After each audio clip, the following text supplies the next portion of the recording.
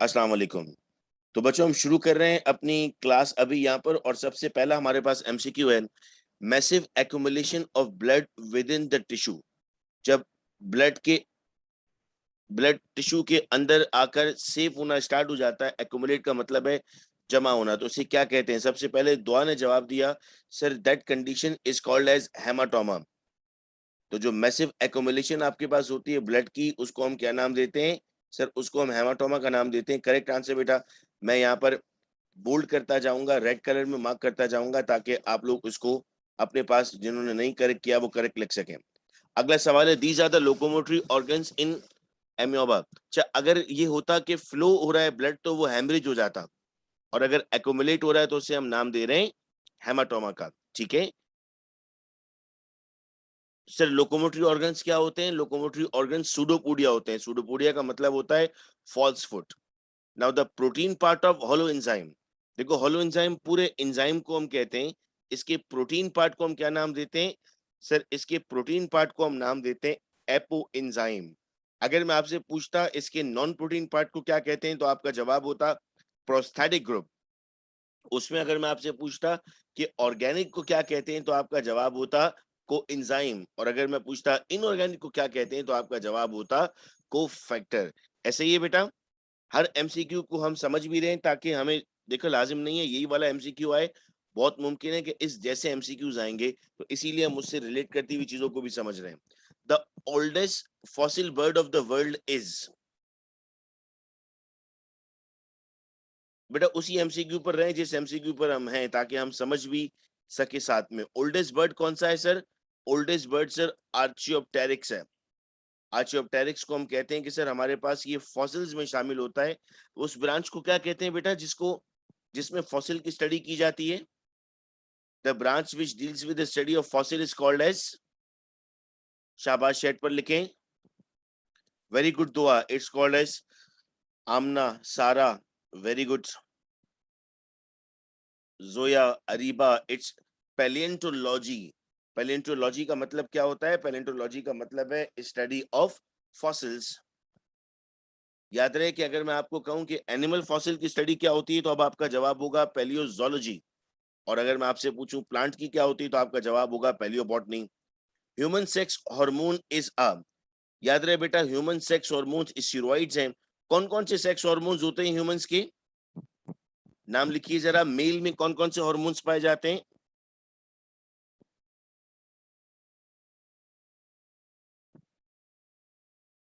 Very good आमना, very good Maham बेटा, testosterone. और female में कौन से पाए जाते हैं? वेरी गुड जोएब, ईस्ट्रोजन और प्रोजेस्टेरोन। शाबाश। The most abundant sugar found in fruit is. Fruits में अबंडेंट शुगर कौन सी है? देखो मैं बच्चों को इस तरह याद करवाता हूँ, एफ से फ्रूट है, एफ से फ्रक्टोज है, तो उसका नाम फ्रक्टोज बन जाता है। ठीक है, अगला सवाल, magnesium is an in organic activator for this enzyme. ये आपकी टेक्स्ट बुक से सवाल है। मैं उम्मीद करता हूँ कि कल मैंने आप लोगों को जो ग्रुप्स में टेक्स्ट बुक्स भी के क्वेश्चन भेजे थे वो आपने सॉल्व किए थे। बच्चे इसको गलत समझते हैं, मैग्नीशियम से मैग्नीज आंसर लगा देते हैं, लेकिन बेटा आंसर क्या है यहाँ पर? आंसर फॉस्फेटेज है यहाँ पर।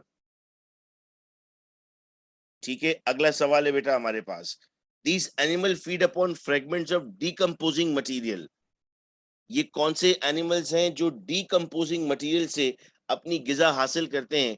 डीकम्पोजिंग मटेरियल का मतलब होता है जमीन के अंदर जो मटेरियल मौजूद है, जो ऑर्गेनिक सॉल्वेंट्स मौजूद है, सर उन्हें हम वैसे डीकम्पोजर्स कहते हैं। सैप्रोफाइट्स तो बेटा अरसल ऑप्शंस में ही नहीं है, ये डीकम्पोजर्स हैं, यहाँ पर हम इन्हें कहते हैं सर डेट्रीवोर्स। तो सवाल का सही जवाब बन जाता है डेट्रीवोरस। अगला सवाल आता है बेटा हमारे पास, most of the absorption of food takes place in. Absorption of food कहां पर होती है? Very good, absorption of food होती है हमारे पास सर स्मॉल इंटेस्टाइन में, और स्पेसिफिकली अगर मैं आपसे पूछूं तो आप कहते हैं सर हमारे पास जो विलाय मौजूद है उसमें ये हो रही होती है। शाबाश शाबाश। In this disease alveoli are ruptured.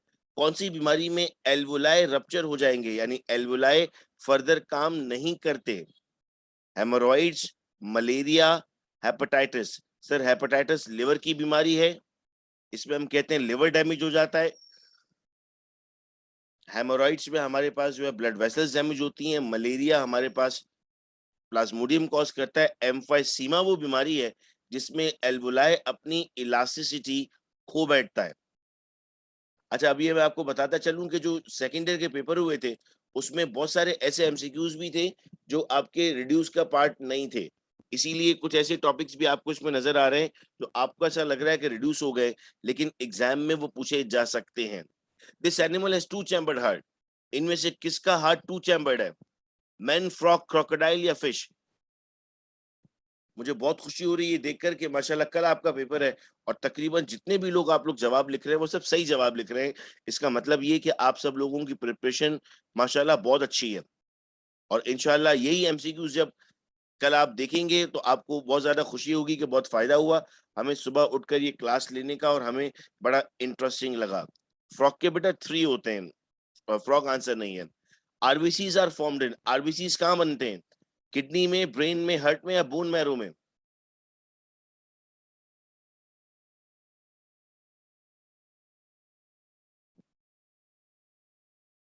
एक मिनट दे रहे बेटा, ये किसी ने एनोटेट कर दिया, मैं इसको रिमूव करता हूँ। तो sir they are formed in bone marrow. अच्छा, कौन सी बोन्स की बोन मैरो में बनते हैं, शॉर्ट बोन्स या long bones?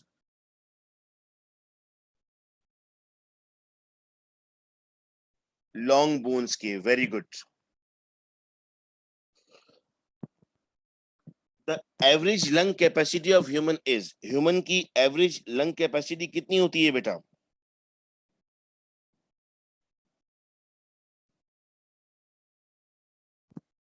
Very good, 5 litre. तो जो मैक्सिमम कैपेसिटी है वो कितनी है हमारे पास? 5 लीटर्स है, शाबाश। The animal belong to this class, frog कौन सी क्लास से बिलोंग करता है? कॉन्ड्रिक्साइट्स है, ऑस्टिसाइट्स है, मेमेलिया है या एम्फीबिया है? सर फ्रॉग एम्फीबिया है। एम्फीबिया का मतलब होता है डुअल नेचर रखने वाला। डुअल नेचर का मतलब है कि सर हमारे पास जितना, अगर खुश्की में भी रहेगा तब भी सरवाइव करेगा, अगर पानी में रहेगा तो तब भी सरवाइव करेगा। This is not an example of natural cloning, इनमें से कौन सी एग्जाम्पल नेचुरल क्लोनिंग की नहीं है? ट्यूमर, डायजाइगोटिक ट्विन, रीजनरेशन या monozygotic twin? Sir dizygotic twin, क्योंकि दो जाइगोट्स बनते हैं इसमें, शाबाश। अच्छा, पेपर में साइंटिफिक रीजन आता है why dizygotic twins are having different genders. तो डायजाइगोटिक ट्विन्स में जेंडर डिफरेंट क्यों होते हैं? क्या वजह है डायजाइगोटिक ट्विन्स में कि उसमें जेंडर मुख्तलिफ हो सकते हैं या कैरेक्टर मुख्तलिफ हो सकता है? क्योंकि उसमें दो मुख्तलिफ जायगोट बन रहे हैं।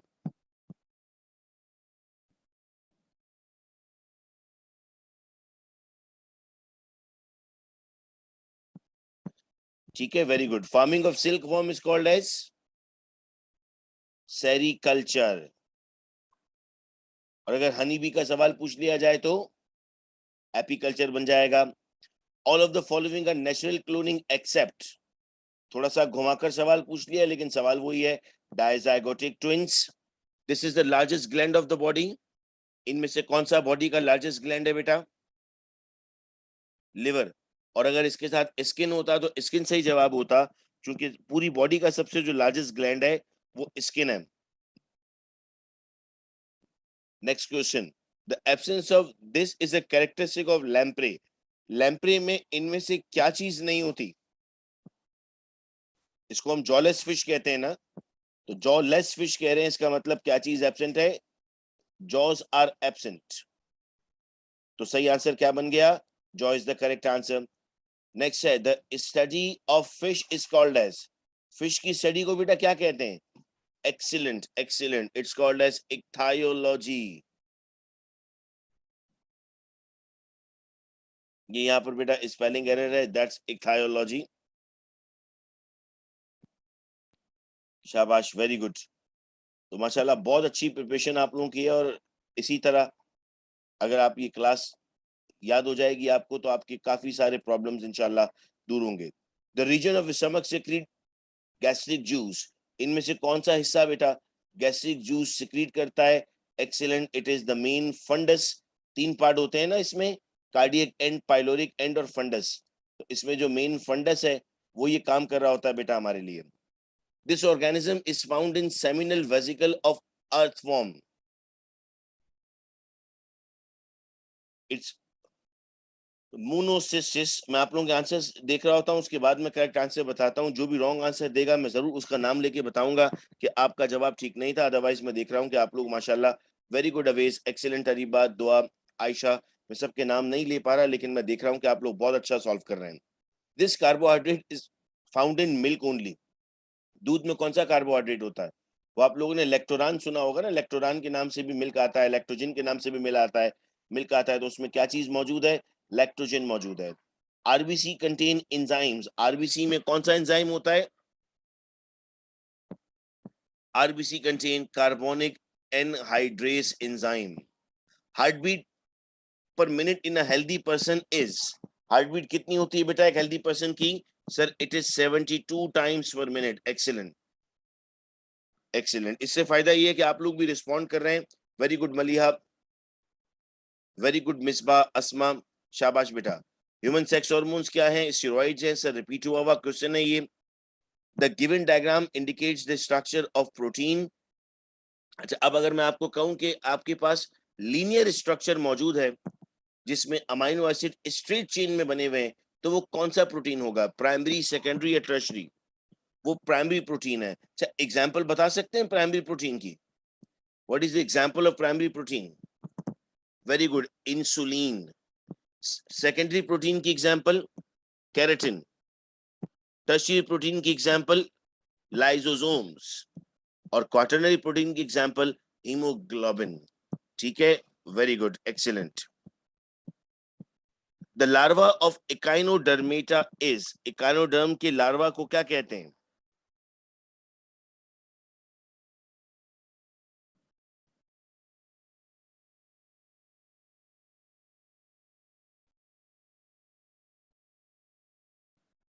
वेरी गुड, शाबाश, इट्स बाइपिनेरिया।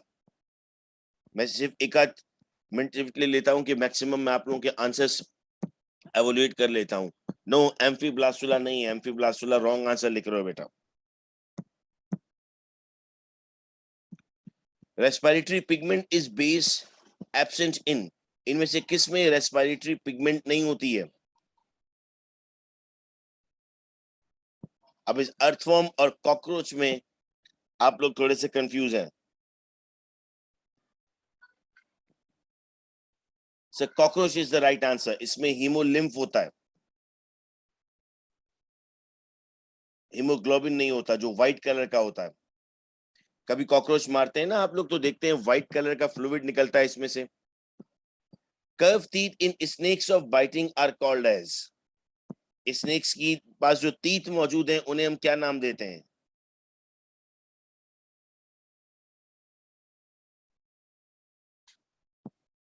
शाबाश, वेरी गुड, वेरी गुड।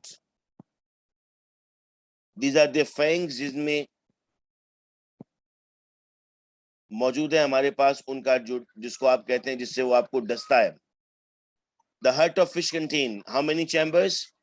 थोड़ा सा डिफरेंट करके सवाल पहले आ चुका था, 2 chambers. If it is a frog हम कहते हैं 3 chambers. Recurrent attack of breathlessness, यानी सांस के जो अटैक आते हैं हम कहते हैं अगर सांस प्रॉपर नहीं आ रही है तो इस कंडीशन को हम क्या कहते हैं? सर इस कंडीशन को हम एस्थमा कहते हैं। It's an allergic reaction basically. The largest invertebrate in the world is, अगर ये वर्टिब्रेट होता तो शायद हम व्हेल की तरफ जाते, लेकिन इनवर्टिब्रेट लिखा था तो हम कहते हैं sir squid is the right answer. This substance present in the saliva of leech which prevent the blood clotting. Leech की बॉडी में क्या मौजूद है जो ब्लड क्लॉट को प्रिवेंट करता है? सर हम कहते हैं इनके पास हिरोडिन मौजूद है, इसी वजह से इसका नाम भी क्या रख दिया जाता है? इसका नाम क्लास हिरोडिनिया रखा जाता है। In planaria the digested food is distributed through the body by, अब प्लानेरिया में कैसे ट्रांसफर होता है हमारे पास जो फूड है?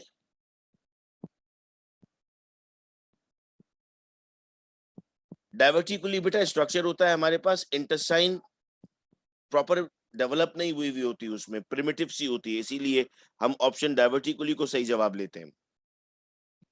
शाबाश, तो मैं देख रहा हूं आप लोग सब लोगों के तकरीबन बिल्कुल सही सही आंसर्स जा रहे हैं। In a competitive inhibition molecule bind to the enzyme at a site, कौन सी साइट पर बेटा बाइंड होता है वो जाकर? हम कहते हैं सर वो नॉन कॉम्पिटेटिव है, सॉरी मैंने कॉम्पिटेटिव कह दिया था, नॉन कॉम्पिटेटिव है तो कहां बाइंड होगा? एलोस्टेरिक साइट पर बाइंड होगा।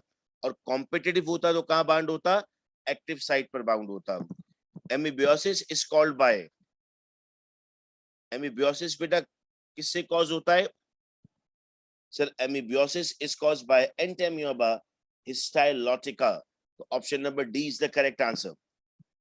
worm-like and motile zygote of plasmodium is called as, जो worm-like होता है और मोटाइल zygote है प्लाज्मोडियम का, उसे हम क्या नाम देते हैं?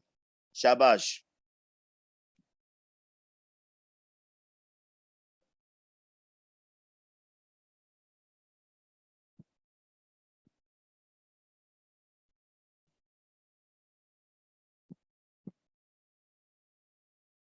बेटा जोया, एमीबियोसिस भी कॉज करता है वो, जो क्वेरीज है आप लोगों के बीच में वो भी देखकर मैं आप लोगों को रिस्पॉन्ड कर रहा हूं। तो sir it's ookinete phase, that's worm like and motile, very good। the subunits of nucleic acid किससे मिलकर बना है? शाबाश, very fast sir, it's made from nucleotide, ये न्यूक्लियोटाइड से मिलकर बना है। Water vascular system is found in, इनमें से किस में वाटर वास्कुलर सिस्टम मिलता है? एकायोडर्मेटा में होता है ना ये, तो एकायोडर्मेटा की एग्जांपल में आपके पास आ जाता है fish. These substances are in low concentration to inhibit the growth of microorganism। किसकी डेफिनेशन है? सर एंटीबायोटिक्स की डेफिनेशन है ये। तो बताओ एंटीबायोटिक किसने डिस्कवर की थी सबसे पहले?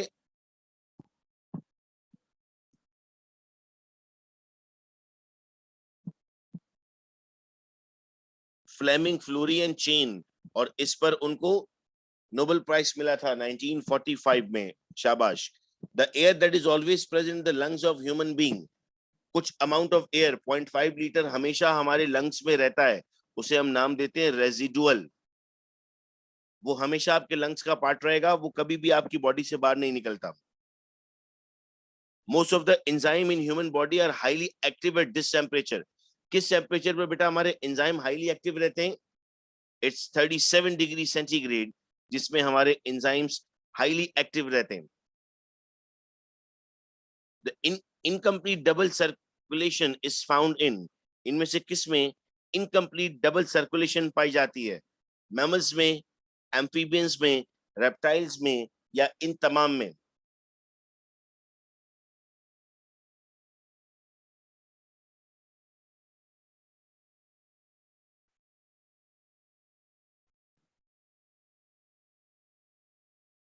मैमल्स में तो कंप्लीट सर्कुलेशन होती है बेटा।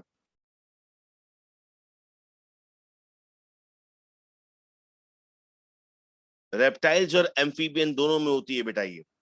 So that's why both is the right answer. pollen, dust, animal fur and cold smokes are the causes of, ये क्या करते हैं बेटा? pollen grains, animal fur, dust, sir ये एस्थमा करते हैं, तो asthma is the correct answer. This one refer to as a silent killer, इनमें से किसको साइलेंट किलर कहते हैं? सर हाइपरटेंशन को साइलेंट किलर कहते हैं, क्योंकि इसमें ब्लड प्रेशर इंक्रीज होता है, शख्स को ऐसा लगता है कि वो उसको नॉर्मल गुस्सा आ रहा है।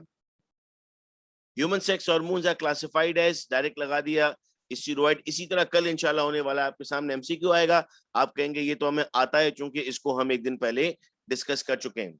न्यूक्लिक एसिड और प्रोटीन मिलकर क्या बनाएंगे? कॉन्जुगेट मॉलिक्यूल बन रहा है, दैट्स अ न्यूक्लियोप्रोटीन। ठीक है। The animal having false body cavity is called as, इनमें से किस एनिमल की फॉल्स बॉडी कैविटी है? तो सर इसका जवाब है pseudocoelomate. Alternation of generation in the most important characteristic in, इनमें से किसमें आप बेटा ऑल्टरनेशन देखते हैं? वैसे तो आप देखते हैं नाइजीरिया में, अब आप कहेंगे नाइजीरिया तो इसमें दिया हुआ ही नहीं है, ये दिया हुआ है सीलन ट्रेट, तो सीलन ट्रेट हमारे पास राइट आंसर हो गया। Animals having both male and female reproductive organ, earth form में होता है ना ये, मेल फीमेल ऑर्गन दोनों मिलते हैं, तो उसे हम नाम क्या देते हैं? हर्माफ्रोडाइट का नाम देते हैं। Larva of sponges is, sponges के लार्वा को क्या कहते हैं बेटा? इट्स एम्फीब्लास्टुला। लार्वा पे आप देख रहे हैं क्वेश्चंस आए, लार्वा याद करने पड़ेंगे। अब आ गया, देखो बेटा, फार्मिंग ऑफ हनी बी, अभी थोड़ी देर पहले पढ़ा हमने, it's apiculture, very good. This have complete ventilation, इनमें से किसकी वेंटिलेशन कंप्लीट है? हम पढ़ते हैं सर बर्ड्स में कंप्लीट वेंटिलेशन है कि वो 2 इंस्पायरेशन करते हैं और साथ एक एक्सपायरेशन करते हैं। Honey bee has specialised mouth for, honey bee के पास कौन से ऑर्गन्स हैं? नो बेटा जोया, हम में कंप्लीट वेंटिलेशन नहीं है, हनी बी है। अगर नॉर्मल मक्खी होती तो उसमें बेटा हम लैपिंग कहते हैं, honey B that also contain the property of sucking.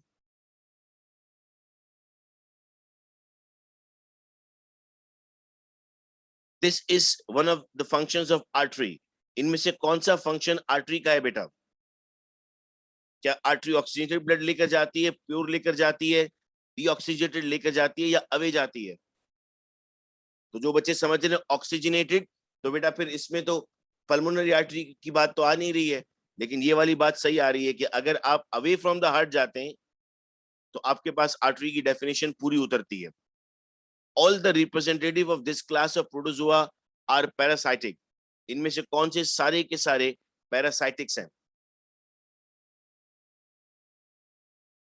Sporozoans आपके पास सब के सब पैरासाइटिक्स हैं। द excretory organ of platyhelminthes, platyhelminthes का एक्सक्रीटरी ऑर्गन,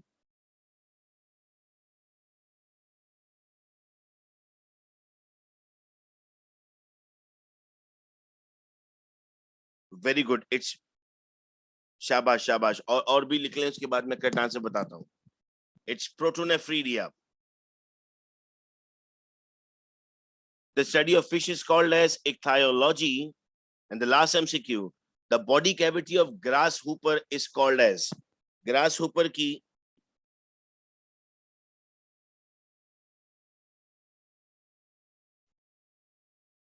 तो it is called as hemocoel। तो ये बेटा मोस्ट इंपॉर्टेंट हमारे पास 60 MCQ से, जिनको आज की क्लास में हमने डिस्कस कर दिया है और बड़े क्लियर अंदाज में आप लोगों को समझ में आ चुका है। इसका PDF आप लोगों का जो व्हाट्सएप ग्रुप है मैं उसमें शेयर कर दूंगा, ताकि इसकी और अगर फर्दर आपको प्रैक्टिस करनी हुई तो आप और फर्दर प्रैक्टिस कर सकते हैं। नहीं आयशा बेटा, चूंकि हनी बी है, इसको हनी जनरेट करना होता है, इसीलिए इसमें सकिंग के लिए भी मौजूद है। ठीक है, अगर आप में से कोई बेटा व्हाट्सएप ग्रुप में नहीं है तो वो 0309677677 पर मैसेज कर सकता है, ताकि उन्हें व्हाट्सएप ग्रुप में ऐड कर दिया जाए। अब ये एक और चीज बेटा आप लोगों से डिस्कस करनी थी। बेटा आयशा, वो नॉर्मल बी के लिए होगा, यहाँ पर थोड़ा सा ट्रिक था सवाल में। अच्छा बेटा, एक और चीज आपसे डिस्कस करनी है कि वेरी नेक्स्ट पेपर, कल के बाद परसों जो आप लोग देने जा रहे हैं, वो आप लोगों का फिजिक्स का पेपर है। तो फिजिक्स में आपके जो जितने भी पास्ट ईयर पेपर के MCQs हैं, इस वक्त स्क्रीन पर आपको नजर आ रहे हैं।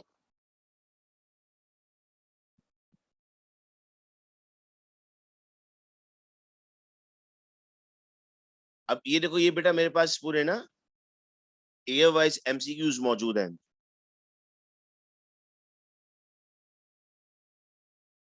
एरम बेटा एक मिनट में नंबर स्क्रीन पर दोबारा लिख दिखा दूंगा आपको।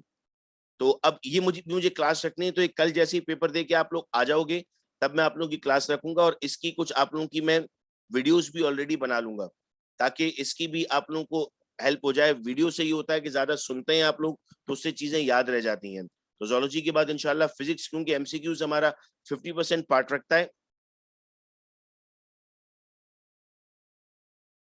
दैट इज वाई हम चाहेंगे कि इसको भी हम अच्छे से सॉल्व कर लें। नंबर में एक मतलब फिर बेटा स्क्रीन पर दिखा देता हूँ, 0309677677 अगर आप व्हाट्सएप ग्रुप का पार्ट नहीं है तो आप मैसेज कर दें, ताकि आपको भी व्हाट्सएप ग्रुप में मैं ऐड कर दूं, जहां पर तमाम के तमाम लिंक्स इंशाल्लाह आपके पास पहुंच रहे होंगे। तो बेटा आज की ये क्लास मैं उम्मीद कर रहा हूं कि आप लोगों को समझ में आया होगा, MCQs आप लोगों को क्लियर होंगे अब बहुत सारे। मैं जरूर आपका फीडबैक लेना चाहूंगा कि आपको ये क्लास कैसी लगी। फीडबैक भी मैं चाहूंगा कि आप मुझे मैसेज कर दें इसी नंबर पर, ताकि वो मेरे पास सेफ रहे, आपका फीडबैक।